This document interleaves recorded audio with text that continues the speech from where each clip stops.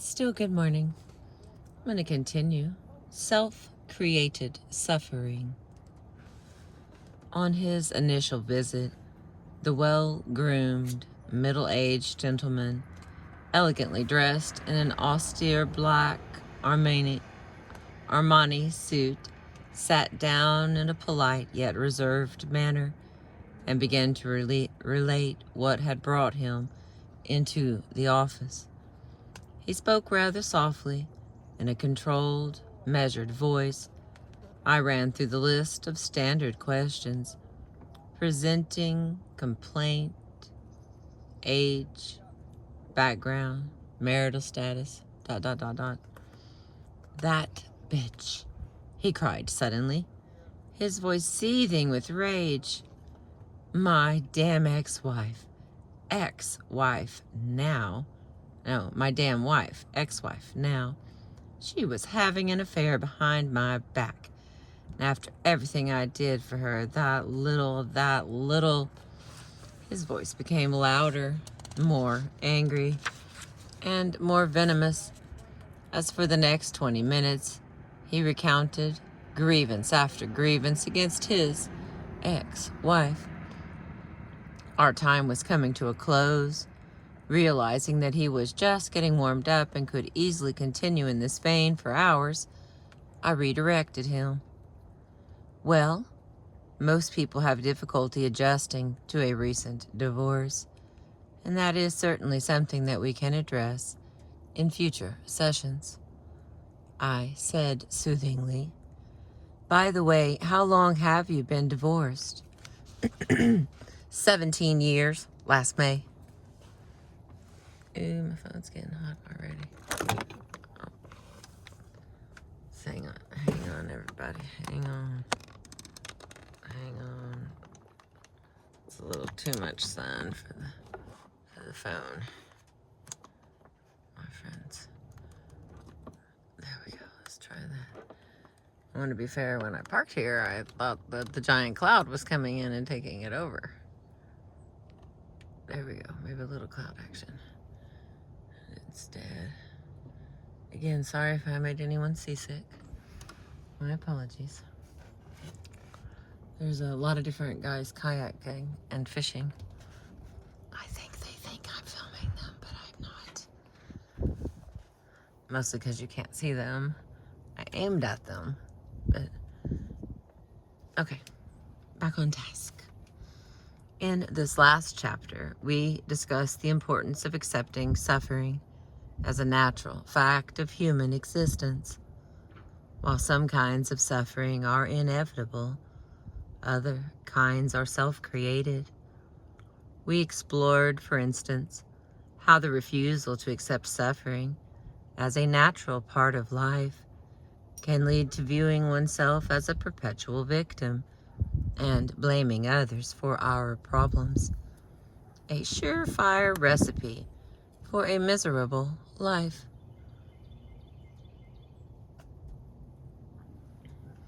But we also add to our own suffering in other ways.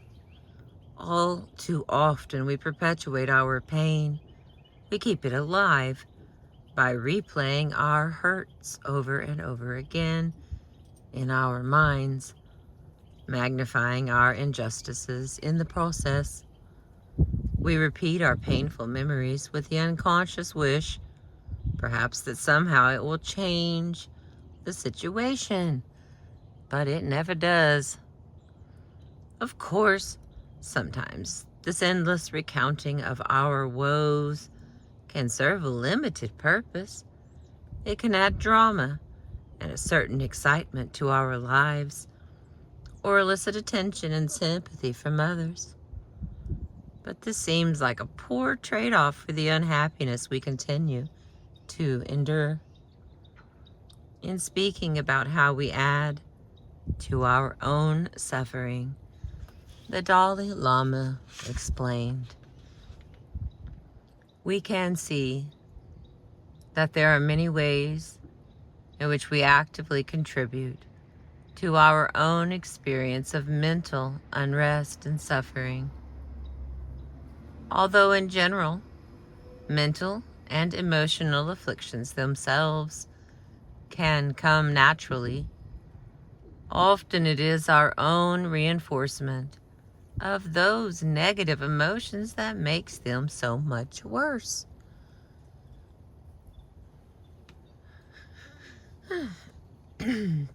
For instance, when we have anger or hatred towards a person, there is less likelihood of its developing to a very intense degree if we leave it unattended. However, if we think about the projected injustices done to us, the ways in which we have been unfairly treated, and we keep on thinking about them over and over, then that feeds the hatred. It makes the hatred very powerful and intense. Of course, the same can apply to when we have an attachment towards a particular person. We can feed that by thinking about how beautiful he or she is. And as we keep thinking about the projected qualities that we see in the person, the attachment becomes more and more intense. But this shows how through constant familiarity and thinking, we ourselves can make our emotions more intense and powerful. We also often add to our pain and suffering by being overly sensitive, overreacting to minor things, and sometimes taking things too personally. We tend to take small things too seriously and blow them up out of proportion, while at the same time we often remain indifferent to the really important things, those things which have profound effects on our lives and long-term consequences and implications. So, I think, to a large extent, whether you suffer depends on how you respond to a given situation. For example, say that you find out that someone is speaking badly of you behind your back. If you react to the knowledge that someone is speaking badly of you, this negativity with a feeling of hurt or anger, then you yourself destroy your own peace of mind. Your pain is your own personal creation. Hang on, let's try that again. That sounded like I don't want to remember that. Excuse me. So, I think that to a large extent, whether you suffer depends on how you respond to a given situation. For example, say that you find out that someone is speaking badly of you behind your back. If you react to this knowledge that someone is speaking badly of you, this negativity, with a feeling of hurt or anger, then you yourself destroy your own peace of mind. Your pain is your own personal creation. On the other hand, if you refrain from reacting in a negative way, let the slander pass by you as if it were a silent wind passing behind your ears. You protect yourself from that feeling of hurt, that feeling of agony. So although you may not always be able to avoid difficult situations, you can modify the extent to which you suffer by how you choose to respond to the situation.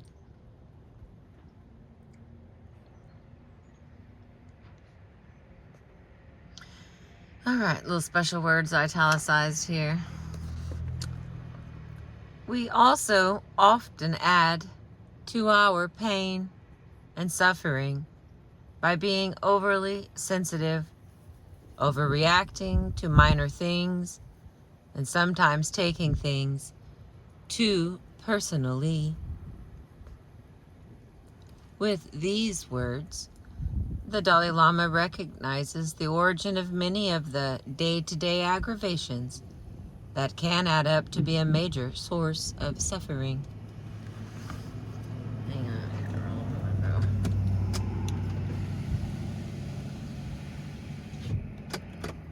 I don't know why I didn't ding that time, but forgive me.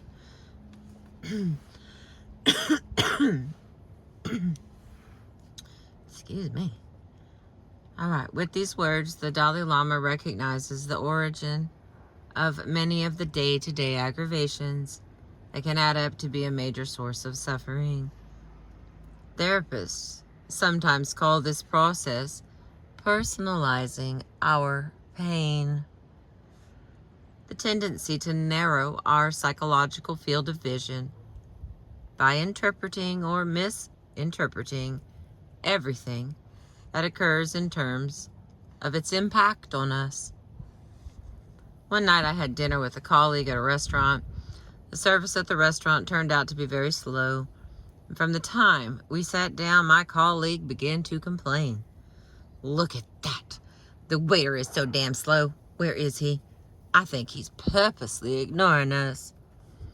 Although neither of us had pressing engagements, my colleague's complaints about the slow service continued to escalate throughout the meal and expanded into a litany of complaints about the food, tableware, and anything else that was not to his liking. At the end of the meal, the waiter presented us with 2 free desserts, explaining, "I apologize for the slow service this evening," he said sincerely, "but we're a little understaffed. One of the cooks had a death in the family and is off tonight, and one of the servers called in sick at the last minute. I hope it didn't inconvenience you." "I'm still never coming here again," my colleague muttered bitterly under his breath as the waiter walked off. This is only a minor illustration of how we contribute to our own suffering by personalizing every annoying situation as if it were being intentionally perpetrated on us. In this case, the net result was only a ruined meal, an hour of aggravation. But when this kind of thinking becomes a pervasive pattern of relating to the world and extends to every comment made by our family or friends, or even events in society at large, it can become a significant source of our misery. In describing the wider implications of this kind of narrow thinking, Jacques Lasserand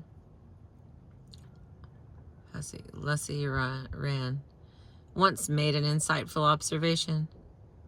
Lasserand, blind from the age of 8, was a founder of a resistance group in World War II.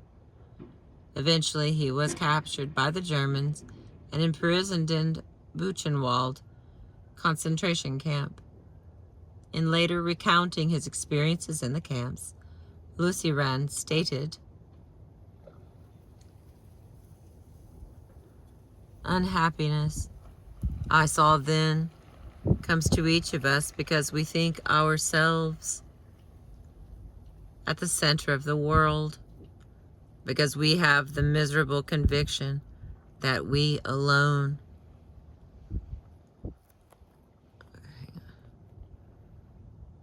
It comes to each of us. Okay, I'm going to start back over. "Unhappiness, I saw then, comes to each of us because we think ourselves at the center of the world, because we have the miserable conviction that we alone suffer to the point of unbearable intensity. Unhappiness is always to feel oneself imprisoned in one's own skin, in one's own brain."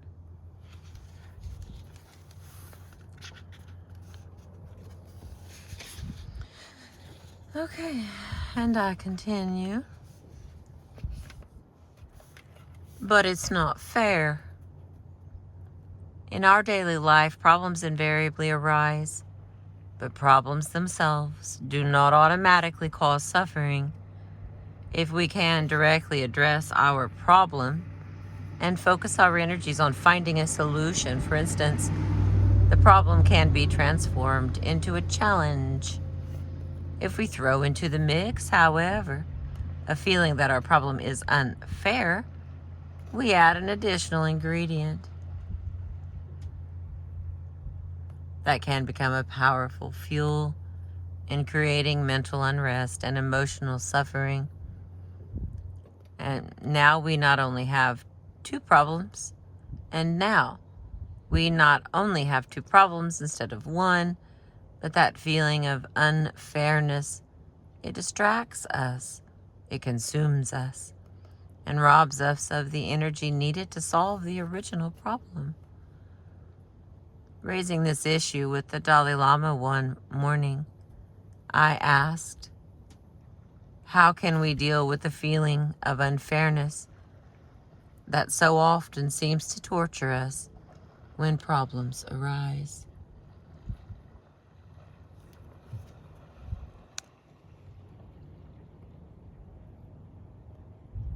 I think someone's trying to get jiggy with it over there. There seems to be a lot of chase going on. That's all I can hear. I look over and so far nobody's winning, if you know what I'm saying. That's what all that is over there. It's a whole bunch of the green-necked ducks. I'm gonna go with they're not all green-necked. Some of them probably just have brown necks. All right, let's go back to our point here. If we throw into the mix, however, a feeling that our problem is unfair, we add an additional ingredient that can become a powerful fuel in creating mental unrest and emotional suffering.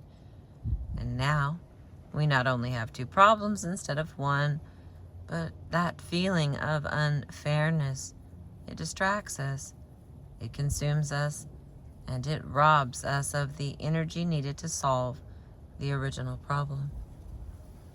Raising this issue with the Dalai Lama one morning, I asked, how can we deal with the feeling of unfairness that so often seems to torture us when problems arise? The Dalai Lama replied, there may be a variety of ways that one might deal with the feeling that one's suffering is unfair. I've already spoken of the importance of accepting suffering as a natural fact of human existence. And I think that in some ways Tibetans might be in a better position to accept the reality of these difficult situations, because they will say, maybe it is because of my karma in the past. They will attribute it to negative actions committed in either this or a previous life, and so there is a greater degree of acceptance. I have seen some families in our settlements in India with very difficult situations, living under both poor conditions, and on top of that having children with both eyes blind or sometimes handicapped. And somehow these poor ladies still manage to look after them, saying simply, this is due to their karma. It is their fate.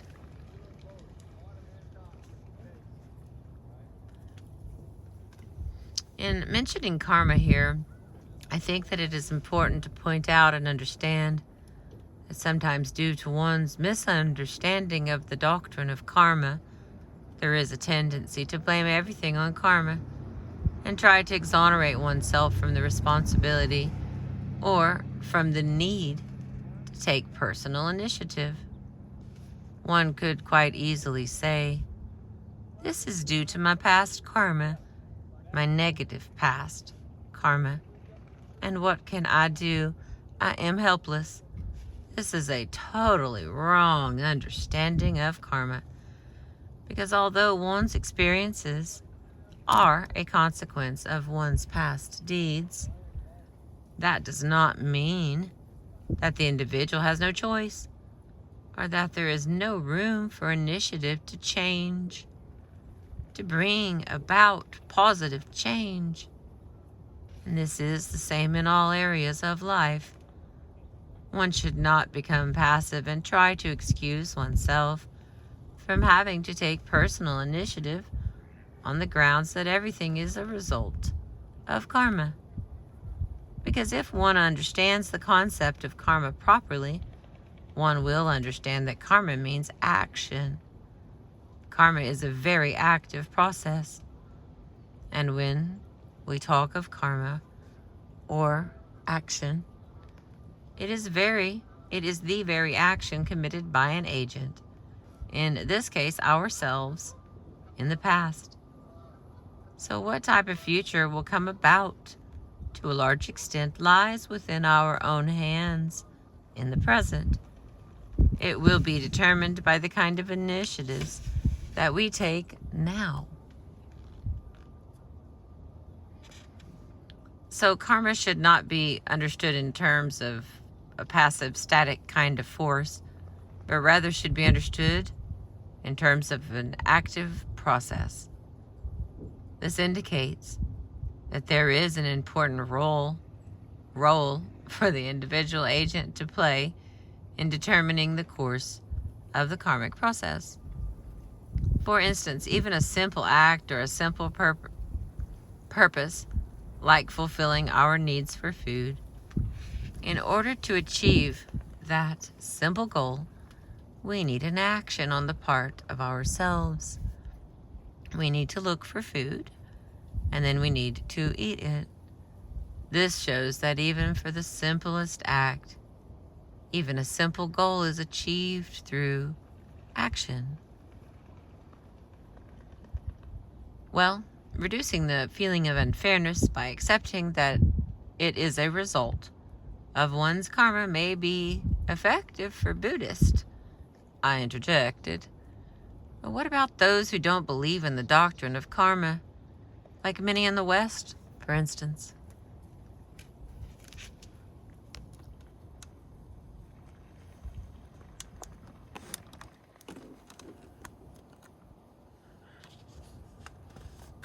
Come back to me, light. There we go.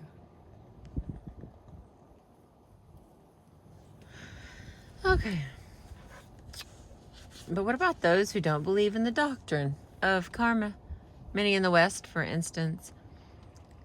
People who believe in the idea of a creator, of God, may accept these difficult circumstances more easily by viewing them as part of God's creation or plan.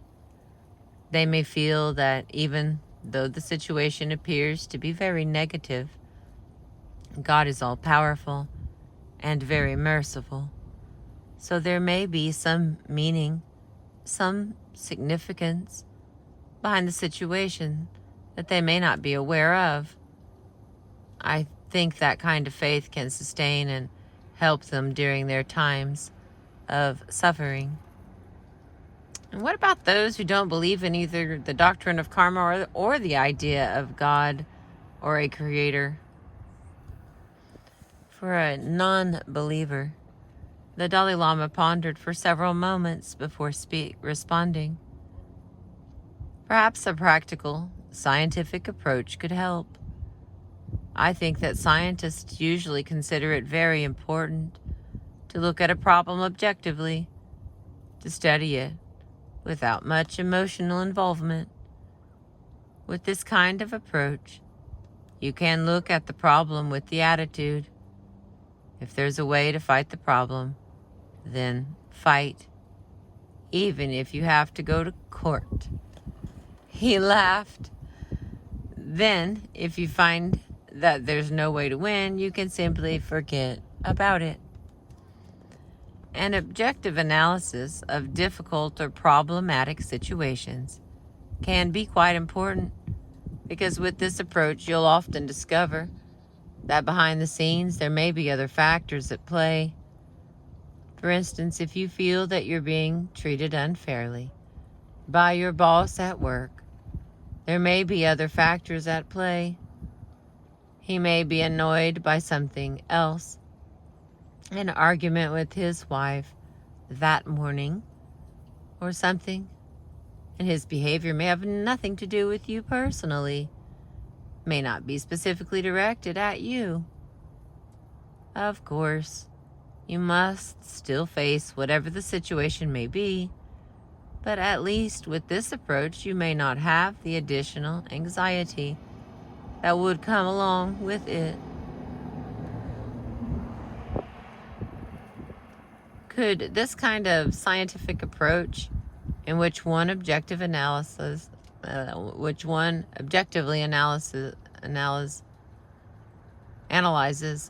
situation, also possibly help one to discover ways in which oneself may be contributing to the problem?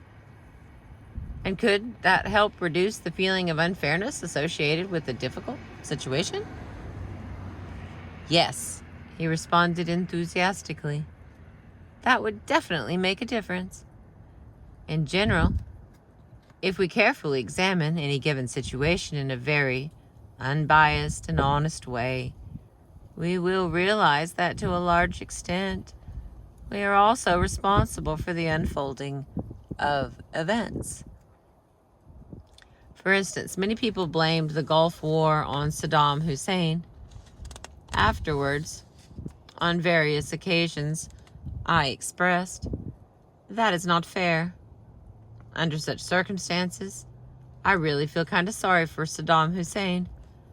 Of course he is a dictator, and of course there are many other bad things about him. If you look at the situation roughly, it is easy to place all the blame on him. He's a dictator, totalitarian, and even his eyes look a little bit frightening. He laughed. But without his army, his capacity to harm is limited. And without military equipment, that powerful army cannot function. All this military equipment is not produced by itself from thin air. So when we look at it like that, many nations are involved.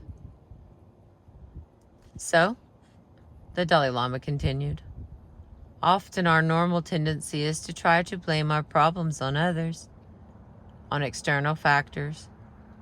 Furthermore, we tend to look for one single cause and then try to exonerate ourselves from the responsibility. It seems that whenever there are intense emotions involved, there tends to be a disparity between how things appear and how they really are.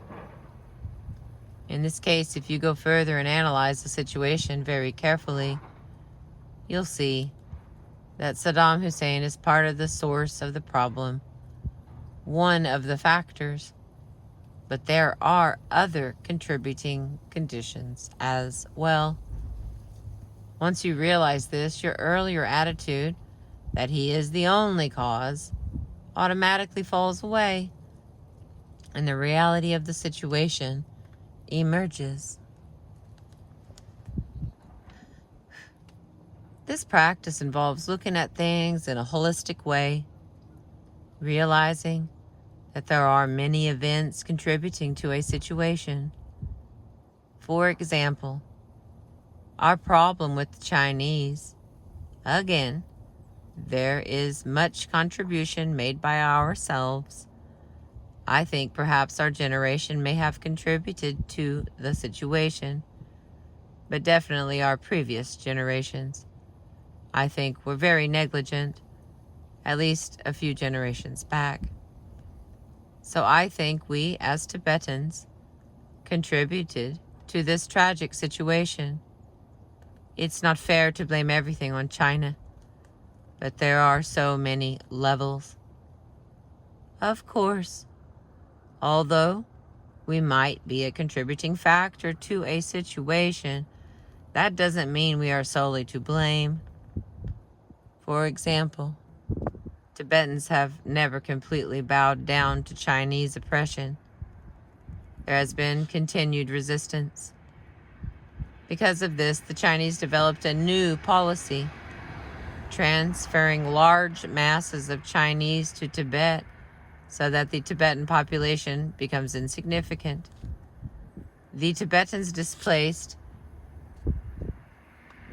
and the movement for freedom cannot be effective. In this case, we cannot say that the Tibetan resistance is to blame or is responsible for the Chinese policy. When you are looking for your own contribution to a situation, what about those situations that clearly aren't your own fault, that you have nothing to do with? Even relatively insignificant everyday situations, such as when someone intentionally lies to you, I asked. Of course, I may initially feel a sense of disappointment when somebody is not truthful. But even here, if I examine the situation, I might discover that, in fact, their motive for hiding something from me may not be the result of a bad motive. It may be that they simply have a certain lack of confidence in me. So sometimes when I feel disappointed by these kinds of incidents,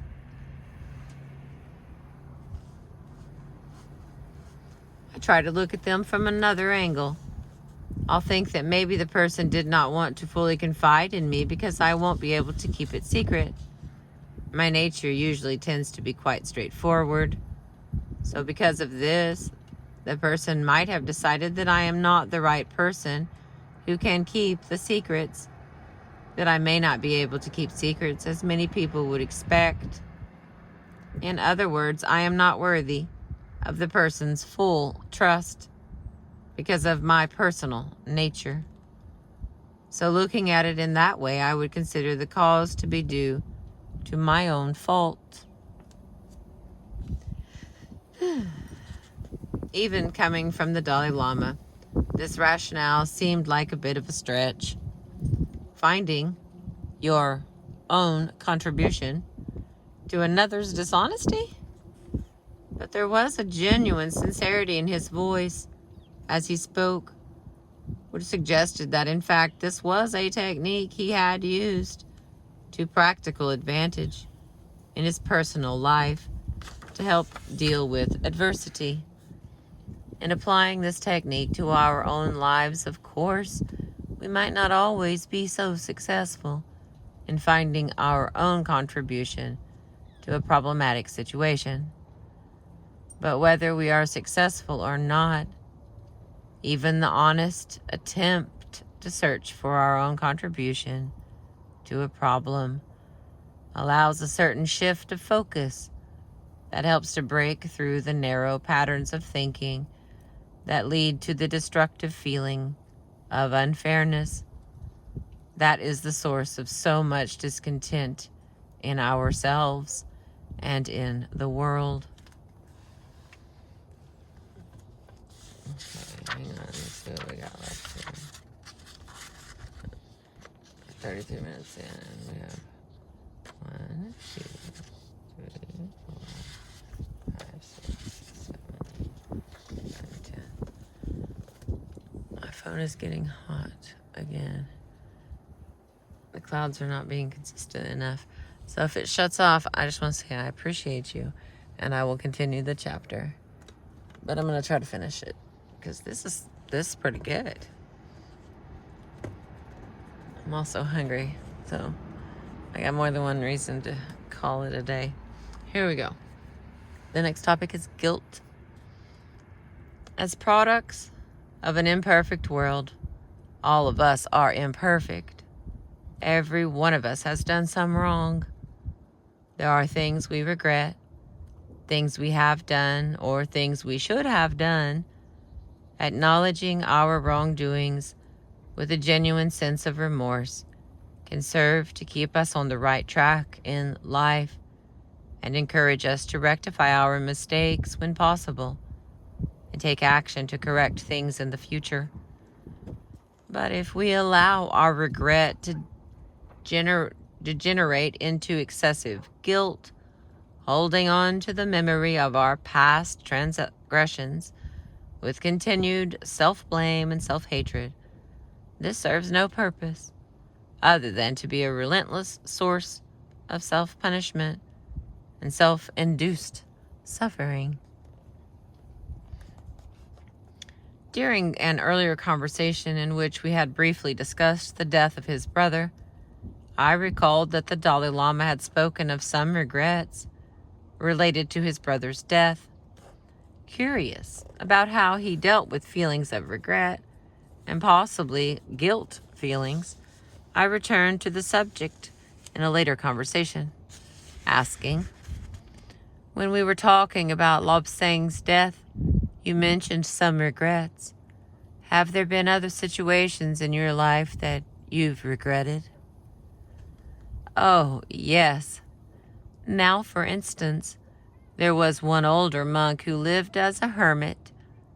He used to come to see me to receive teachings, although I think he was actually more accomplished than I and came to me as a sort of formality. Anyway, he came to me one day and asked me about doing a certain high-level esoteric practice. I remarked in a casual way that this would be a difficult practice and perhaps would be better undertaken by someone who was younger. That traditionally it was a practice that would be started in one's mid-teens. I later found out that the monk had killed himself in order to be reborn in a younger body to more effectively undertake the practice." Surprised by this story, I remarked, "Oh, that's terrible. That must have been hard on you when you heard." The Dalai Lama nodded sadly. "How did you deal with that feeling of regret? How did you eventually get rid of it?" The Dalai Lama silently considered for quite a while before replying, "I didn't get rid of it. It's still there." He stopped again before adding, "But even though that feeling of regret is still there, it isn't associated with a feeling of heaviness or a quality of pulling me back. It would not be helpful to anyone if I let that feeling of regret weigh me down, be simply a source of discouragement and depression with no purpose, or interfere with going on with my life to the best of my ability." At that moment, in a very visceral way, I was struck once again by the very real possibility of a human being's fully facing life's tragedies and responding emotionally, even with deep regret, but without indulging in excessive guilt or self-contempt. The possibility of a human being's wholly accepting herself or himself, possibility of a human being's wholly accepting herself or himself, complete with limitations, foibles, and lapses of judgment. The possibility of recognizing a bad situation for what it is and responding emotionally, but without over-responding. The Dalai Lama sincerely felt regret over the incident he described, but carried his regret with dignity and grace. And while carrying this regret, he has not allowed it to weigh him down, choosing instead to move ahead and focus on helping others to the best of his ability. Sometimes I wonder if the ability to live without indulging in self-destructive guilt is partly cultural.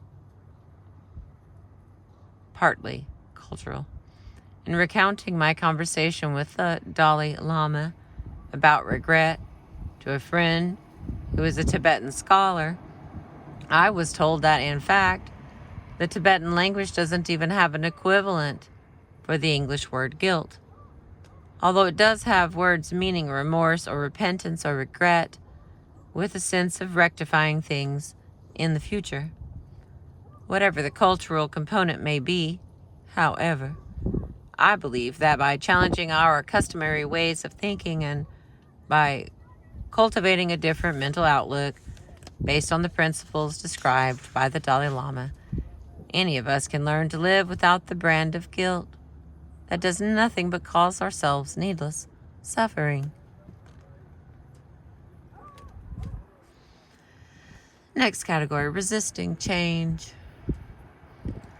Guilt arises when we convince ourselves that we've made an irreparable mistake.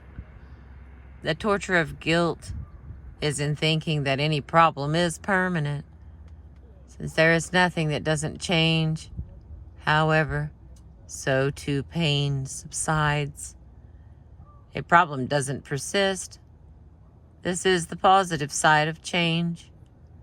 The negative side is that we resist change in nearly every arena of life.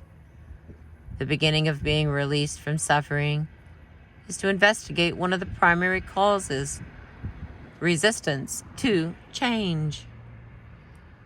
In describing the ever-changing nature of life, the Dalai Lama explained, it's extremely important to investigate the causes or origins of suffering, how it arises. One must begin that process by appreciating the impermanent, transient nature of our existence. All things, events, and phenomena are dynamic, changing every moment. Nothing remains static. Meditating on one's blood circulation could serve to reinforce this idea. The blood is constantly flowing, moving. It never stands still. This momentary changing nature of phenomena is like a built-in mechanism. And since it is the nature of all phenomena to change every moment, this indicates to us that all things lack the ability to endure, lack the ability to remain the same. And since all things are subject to change, nothing exists in a permanent condition. Nothing is able to remain the same under its own independent power. Thus, all things are under the power or influence of other factors. So, at any given moment, no matter how pleasant or pleasurable your experience may be, it will not last. This becomes the basis of a category of suffering known in Buddhism as the suffering of change. The concept of impermanence plays a central role in Buddhist thought, and the contemplation of impermanence is a key practice. Contemplation of impermanence serves two main vital functions within the Buddhist path.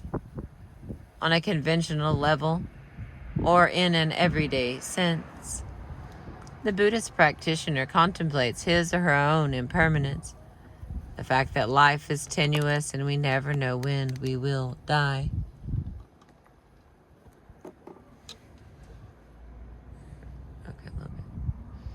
When this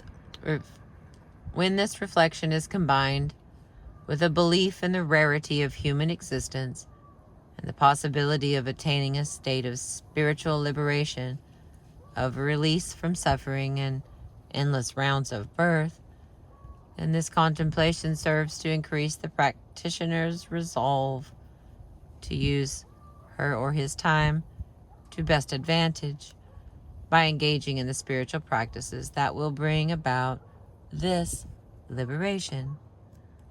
On a deeper level, the contemplation of the more subtle aspects of impermanence, the impermanent nature of all phenomena, begins the practitioner's quest to understand the true nature of reality, and through this understanding, dispel the ignorance that is the ultimate source of our suffering. So, while the contemplation of impermanence has tremendous significance within a Buddhist context, the question arises, Does the contemplation and understanding of impermanence have any practical application in the everyday lives of non-Buddhists as well? If we view the concept of impermanence from the standpoint of change, then the answer is a definite yes. After all, whether one looks at life from a Buddhist perspective or a Western perspective, the fact remains that life is change. And to the degree that we refuse to accept this fact and resist the natural life changes, we will continue to perpetuate our own suffering. The acceptance of change can be an important factor in reducing a large measure of our own self-created suffering. So often, for instance, we cause our own suffering by refusing to relinquish the past. If we define our self-image in terms of what we used to look like, or in terms of what we used to be able to do and can't do now, it is a pretty safe bet that we won't grow happier as we grow older. Sometimes, the more we try to hold on, the more grotesque and distorted life becomes. While the acceptance of the inevitability of change as a general principle can help us cope with many problems, taking a more active role by specifically learning about normal life changes can prevent an even greater amount of the day-to-day anxiety that is the cause of many of our troubles.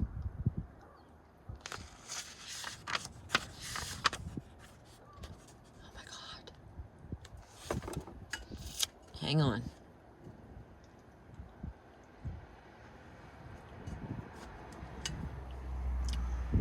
I'm testing the theory just how many hours straight in a row I can talk. It looks like I'm somewhere between 4 and 6. And then my mouth starts like, yeah, old lady, I need a nap. All right. I only have a few pages left, but I might not have the heart for it.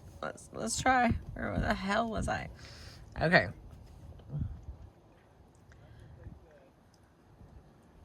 These people that are fishing probably dying for me to go away or just want to hear what the end of the chapter is about. We'll never know.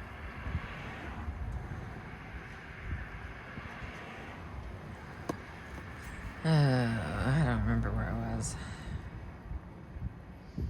If we define our self-image in terms of what we used to look like, or in terms of what we used to be able to do and can't do now, it is a pretty safe bet that we won't grow happier as we grow older.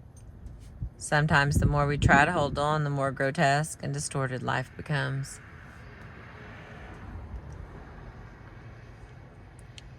While the acceptance of the inevitability of change as a general principle can help us cope with many problems, taking a more active role by specifically learning about normal life changes can prevent an even greater amount of the day-to-day anxiety that is the cause of many of our troubles. Revealing the value of recognizing normal life changes, a new mother told me about a visit to the emergency room she had made at 2 o'clock in the morning. "What seems to be the problem?" the pediatrician asked her. "My baby, something's wrong," she cried frantically. "I think he's choking or something. His tongue keeps protruding. He just keeps sticking it out over and over again like he's trying to get something out, but there's nothing in his mouth." After a few questions and a brief examination, the doctor assured her there is nothing to worry about. As a baby grows, he develops an increasing awareness of his own body and what it can do. Your baby has just discovered his tongue. Margaret, a 31-year-old journalist, illustrates the critical importance of understanding and accepting change in the context of a personal relationship. She came to me complaining of mild anxiety, which she attributed to difficulty adjusting to a recent divorce. I thought that it might be a good idea to have a few sessions just to talk to someone, she explained, to help me really put the past to rest and make the transition back to the single life. To be honest, I'm a little nervous about it. I asked her to describe the circumstances of her divorce. I guess I'd have to describe it as amiable. There were no big fights or anything like that. My ex and I both have good jobs, so there weren't any problems with financial settlement. We have one boy, but he seemed to have adjusted to the divorce well, and my ex and I have a joint custody agreement that is working well.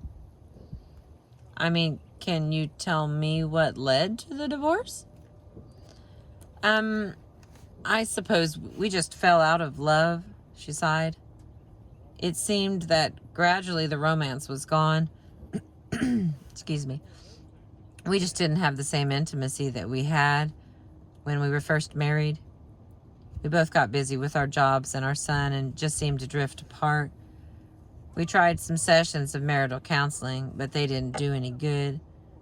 We still got along, but it was like we were brother and sister. It did not feel like love, like a real marriage. Anyway, we mutually agreed that it would be best to get a divorce. Something just wasn't there anymore. After spending two sessions delineating her problem, we decided on a course of short-term therapy, focusing specifically on helping her reduce her anxiety and adjust her to her recent life changes. Overall, she was an intelligent and emotionally well-adjusted person. She responded very well to a brief course of therapy and easily made the transition back to single life. Despite obviously caring for each other, it was clear that Margaret and her husband had interpreted the change in their level of passion as a sign that the marriage should end. All too often, we interpret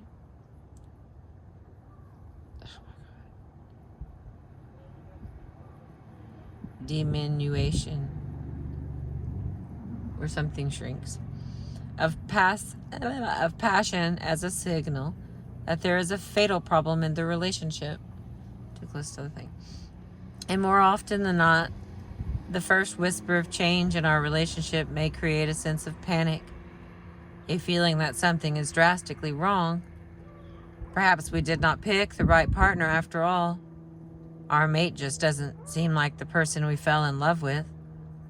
Disagreements come up. We may be in the mood for sex and our partner is tired.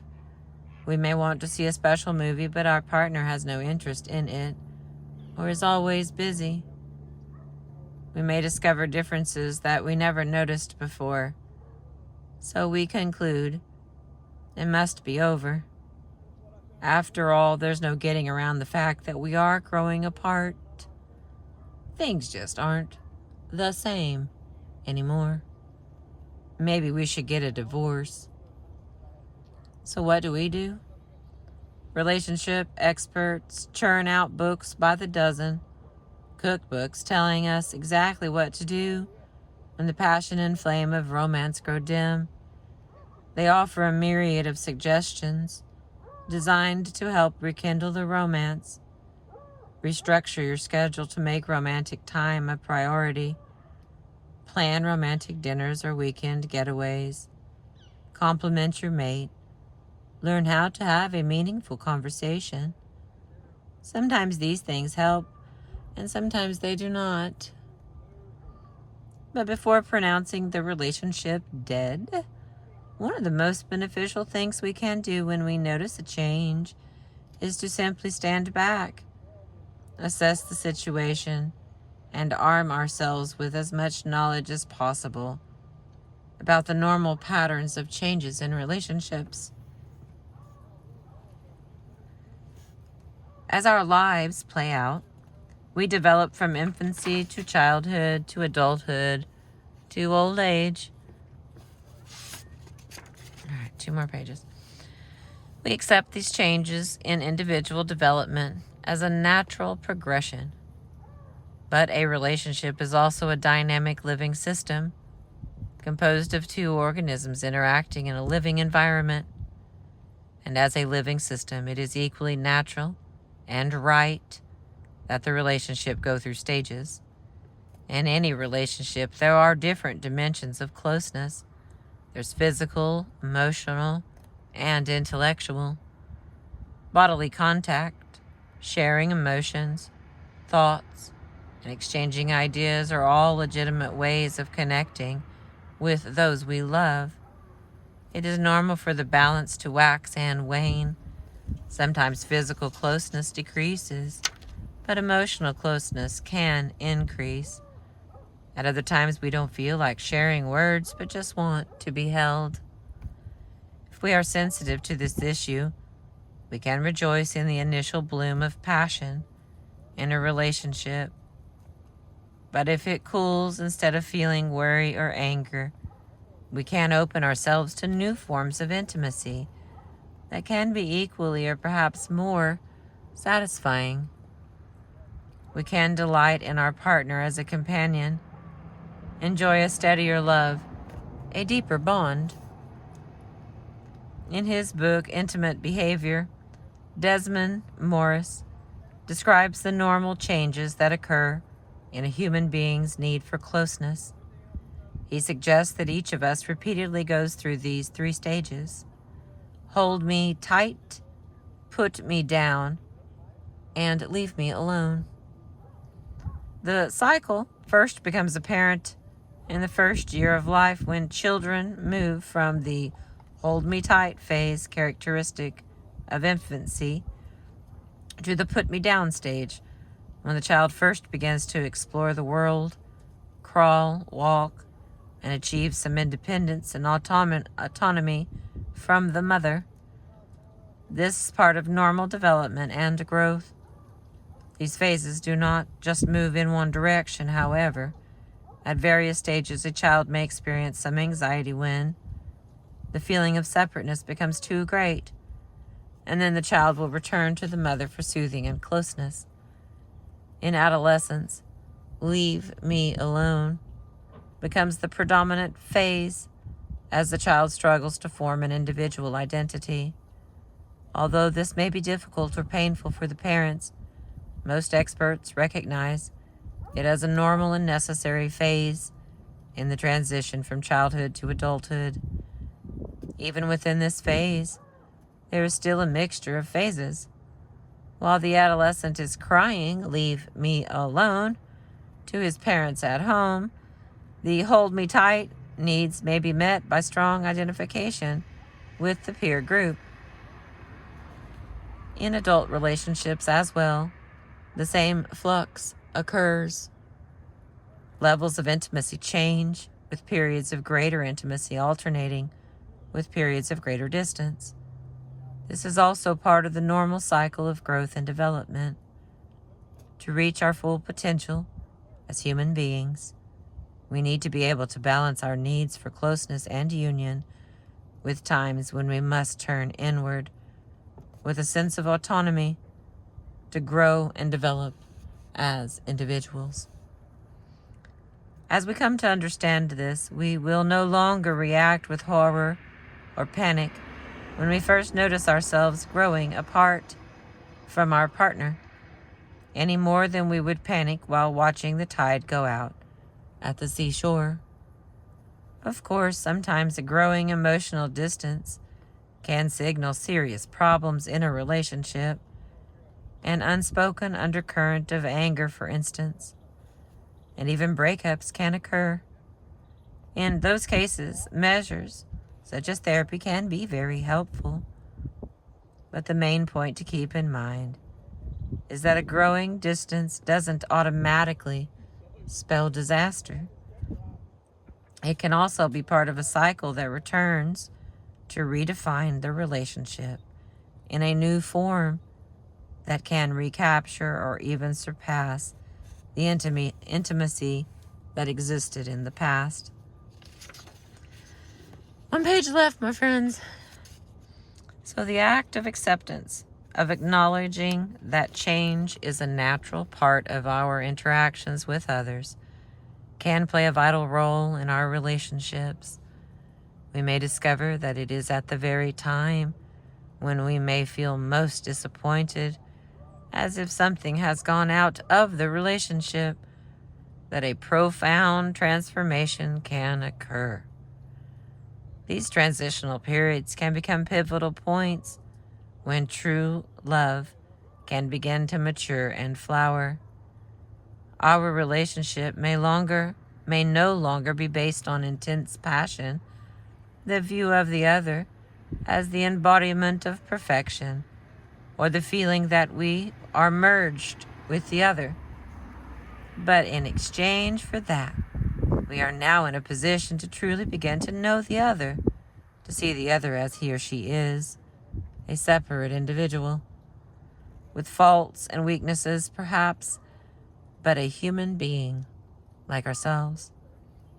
It is only at this point that we can make a genuine commitment, a commitment to the growth of another human being, an act of true love.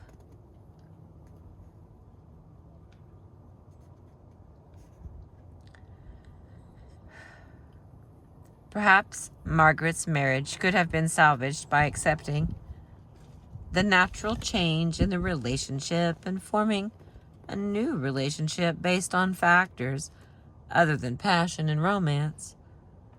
Fortunately, however, the story did not end there. 2 years after my last session with Margaret, I ran into her at a shopping mall. The situation of running into an ex-patient in a social setting is one that invariably makes me, like most therapists, feel a bit awkward. "How have you been?" I asked. "Things couldn't be better," she exclaimed. "Last month, my ex-husband and I remarried." "Really?" "Yeah, it's going great. We continued to see each other, of course, because of the joint custody. Anyway, it was difficult at first, but after the divorce, somehow the pressure was off. We didn't have any expectations anymore, and we found out that we really did like each other and love each other. Things still aren't the same as when we were first married, but it doesn't seem to matter. We are really happy together. It just feels right." And that is the end of that chapter. And the next one will be about shifting perspective. Let me see. I think there's only like 12 chapters or something. No, I see 15. And I want to play the Crystal is Wrong game. I do not actually enjoy that game. Right, but it appears that there's 15. And we are at 10, so there's only 5 left, which is a tiny little chunk of this book. And I have been enjoying the information and the outside, and it's hard to believe it's the middle of December and it's like 60 something, 70 degrees outside. Started out at like 26 on the other side of town. Now it's 61 in December in Oklahoma. I'm over here at Pretty Water, where you can buy a pass and fish for trout that they stock in here. The more passes that are bought, the more trout they go in. So here's all of the numbers. I'm going to scooch in case you've ever wanted